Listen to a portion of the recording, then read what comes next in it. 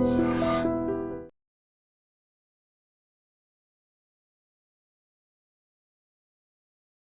Gold trusted gold buyers మీరు తాకట్టు పెట్టిన బంగారాన్ని విడిపించి ఈ రోజు ఉన్న మార్కెట్ ధరకు కొనబడను. ఎల్బీ నగర్ పోలీస్ స్టేషన్ దగ్గర ఉద్రిక్త పరిస్థితి అయితే కొనసాగుతుంది. కుటుంబ సభ్యులందరూ కూడా కూర్చొని ఆందోళన చేశారు. ఇప్పుడే లోపల నుంచి పోలీసు ఉన్నతాధికారులు చర్చలకు పిలిచినట్టుగా తెలుస్తోంది. మీరు మీ అనుమానాలు ఏమున్నాయి, తర్వాత పోలీసులు ఇక అంటే డిపార్ట్మెంట్ మీకు ఏం చేస్తుంది, ఇవన్నీ కూడా మాట్లాడటానికి వాళ్ళ తల్లిదండ్రుల్ని అలాగే బంజారా సేవాదళ్ వాళ్ళని కూడా లోపలికి పిలిచి మాట్లాడుతున్నటువంటి పరిస్థితి ఉంది. ప్రస్తుతం నా దగ్గర సాయి కుమార్ ఫ్రెండ్ ఉన్నాడు, ఎప్పటి నుంచో పరిచయం సాయి కుమారు. మరి ఏంటి అతని డ్యూటీలో ఏమైనా ఇబ్బందులు ఏమైనా ఉన్నాయా, అతనికి బాగా తెలుసు, అప్పుడప్పుడు కాల్ చేసి కూడా మాట్లాడుకుంటూ ఉంటారు. కాబట్టి బ్రదర్ మీ పేరు? నా పేరు తరుణ్ నాయక్ అన్న. ఓకే. అయితే విషయం ఏంటంటే సాయి కుమార్ మన బ్రదర్ అవుతాడు, తెలిసిన ఫ్రెండ్ అవుతాడు మనకు. సాయి కుమార్ ఇక్కడ పోస్టింగ్ తీసుకొని 2024 బ్యాచ్ జరిగింది. అయితే మ్యాటర్ ఏంటంటే లాస్ట్ 3 months నుంచి ఆయన అప్లికేషన్ పెట్టుకుంటుండు.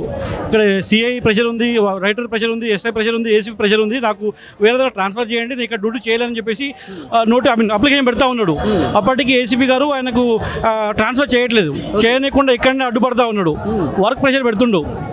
లాస్ట్ ఒక వారం నుండి కూడా ఏం చేస్తుండే, సార్ నాకు 2 days లీవ్ కావాలి, మా ఊర్లో ఫెస్టివల్ ఉంది, నాకు 1 day లీవ్ కావాలని చెప్తే కొడక నువ్వు లీవ్ అడుగుతా అని చెప్పేసి ఏమన్నారంటే 8 hours ఉన్న డ్యూటీని కాస్త 12 గంటలు డ్యూటీ చేసినట్టు ఆయనకు 12 గంటలు డ్యూటీ చేశారు. సరే 12 గంటలు డ్యూటీ చేసినా కానీ ఆయన పని చేసుకుంటూ పోతూనే ఉన్నాడు. సరే ఇప్పుడు ఎర్లీ మార్నింగ్ 2:30కి అట్లా 2:30కి 3 o'clock ఫోన్ చేసి మీ అబ్బాయి చనిపోయిండు, ఇట్లా హ్యాంగ్ చేసుకుంటా అని చెప్పేసి అంటే పోలీసు వాళ్ళు చెప్పారంట మా వాళ్ళకు. అయితే సరే రోడ్డు పైన కుక్క చనిపోతేనే మనం ఫోటోలు వీడియోలు అన్నీ తీసుకొని పోస్ట్ మార్టం తరలిస్తాము. అలాంటిది ఒక డిపార్ట్మెంట్ ఉన్న వ్యక్తి కానిస్టేబుల్ చనిపోతే ఒక CC ఫుటేజ్ కానీ, ఒక ఫోటో కానీ, వీడియో ఒక ఎవిడెన్స్ ఉండదా అన్న? ఇంకొకటి, ఒక నిజంగా ఆయన సెల్ఫ్ సూసైడ్ చేసుకున్నాను అనుకోండి, ఆయనకు బాడీ మీద బ్లడ్ మార్క్స్ ఉన్నాయి, కొన్ని దెబ్బలు కూడా ఉన్నాయని మా వాళ్ళు చెప్తా ఉన్నారు. ఆ బాడీ మీద చూపించాలి కదా మాకు, ఒక్కొక్క ఇద్దరు చూపించారంట, మిగతా వాళ్ళకి ఎవరు చూపించాలి. మరి ఎక్కడ దెబ్బలు రక్తం ఎక్కడ? బాడీ మీద, బ్లడ్ మీద ఒకటి, ఫేస్ మీద ఒకటి, కాల్ కింద ఒకటి దెబ్బలు తగిలిన బ్లడ్ అనేది ఉందంట.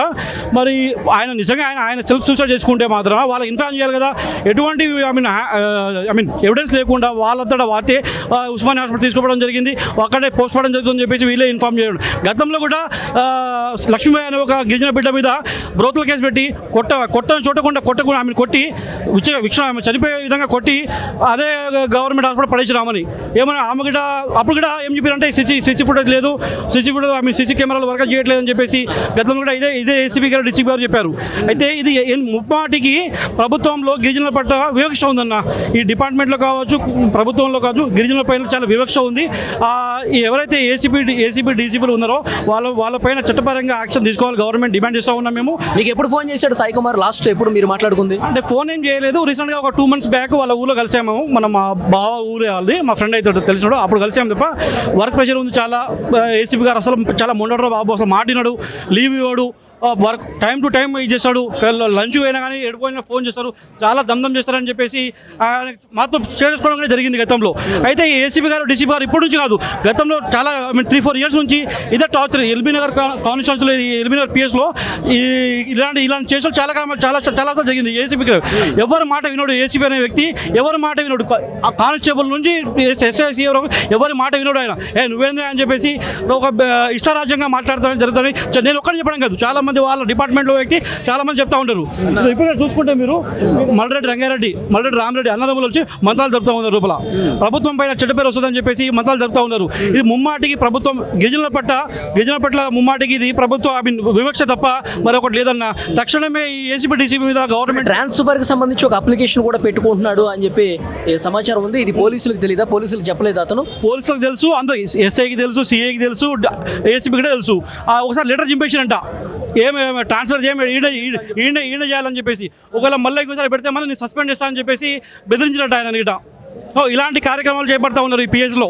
గతంలో కూడా చాలా సందర్భాల్లో అయినాయి, అవి బయటికి రాకపోయి ఈయన మనస్తాపానికి గురేసి ఇప్పుడు వీళ్ళు చంపేసింది లేదు, ఆయన చనిపోయింది లేదు, ఏంది లేకుండా సెల్ఫ్ సూసైడ్ చేసుకున్నాడని చెప్పేసి ఆరోపణ చేస్తూ ఉన్నారు పోలీసు వాళ్ళే. ఇప్పుడు ప్రజల్ని కాపాడాల్సిన పోలీసు వాళ్ళే డిపార్ట్మెంట్లో ఉన్న కానిస్టేబుల్ చంపేయడం ఎంత ఇది అరాచకం చూడండి, ఇది అరాచకం. ఇది ఈ రేవంత్ రెడ్డి అంటే మీ అనుమానం ఏంటి? అతన్ని కొట్టి చంపేసి కావాలని ఊరేశారనా? ఒక విషయం ఏంటి అన్న, ఇప్పుడు మాకు ఉన్న డౌట్ ఏంటంటే పోలీసు వాళ్ళే వాళ్ళని కొట్టి చంపేసి సెల్ఫ్ సూసైడ్ చేసుకున్నారని చెప్పేసి ఒక డ్రామా క్రియేట్ చేస్తారు ఇక్కడ. అదే మా అనుమానం, మనకి వేరేది ఏం లేదు. మాకు ఒక మాట నేను చెప్తా, ఇప్పుడు క్లారిటీగా మనం ఆలోచిద్దాము. ఎప్పుడు ఏదైనా మనిషి చనిపోయినప్పుడు లేకపోతే ఏదైనా జరిగితే పోలీసుల సీసీ కెమెరాలు పనిచేయవు. వాస్తవంగా చెప్పాలంటే అబ్బాయి ఒంటి మీద గాయాలు ఉన్నాయి. నిజంగా సెల్ఫ్ సూసైడ్ చేసుకుంటే అట్లీస్ట్ చూపించాలి కదా. పోనీ ఇట్లా సూసైడ్ చేసుకున్నాడు, ఒంటి మీద గాయాలు ఎట్లుంటాయి? పోనీ గాయాలు ఉన్నాయైనా పర్లేదు. వీళ్ళు ఏం చేస్తున్నారంటే ఇప్పుడు ఆ చనిపోయేటప్పుడు ఏదైనా ఎవరి మీద అయినా పోలీసులు దౌర్జన్యం జరుగుతుంది చూడు, ఆ టైంలో పోలీసులు కెమెరాలు పనిచేయవు. అంటే ఇక్కడ పాయింట్ ఏంటంటే కంప్లీట్ మా గిరిజనుల ఈయననే కాదు, మా ఫ్యామిలీలో కూడా 2-3 కానిస్టేబుల్ ఎస్ఐ లెవెల్లో ఉన్నారు. మా గిరిజనుల్లో ఎవరైతే లంబాడికి సంబంధించిన ఎవరైతే విధుల్లో ఉన్నటువంటి పోలీస్ అధికారులు కావచ్చు, వేరే దేంట్లైనా కావచ్చు, ఎంత వివక్ష చూపిస్తారంటే ఇప్పుడు మొన్నటి వరకు మనం చూస్తూనే ఉన్నారు. తెలంగాణ రాష్ట్ర ప్రభుత్వము గిరిజనుల్లో ఉన్న ఉద్యోగాలపైన షోకాజ్ నోటీసులు పంపించి ఎక్కడ పడితే అక్కడ ఈడీ సిబిఐ విచారణ జరిపించి ఎంతోమందిని సస్పెండ్ చేశారు. సో ఇది కంప్లీట్ గిరిజనుల పైన ప్రభుత్వం చేపిస్తున్న దౌర్జన్యం ఇది. రేపటి ఇంకొకరిని చంపేస్తారు, సేమ్ ఇట్లానే లోపలికి కూర్చొని మాట్లాడతారు. మరి దాని అట్లా మాట్లాడుకుని మీరు చేసుకొని ఇంతమంది బంజారా సంఘాల నుంచి ఎందుకు పిలవడము? ఓకే, సో అది ఇక్కడ బంజారా బిడ్డల ఆవేదన అయితే అది.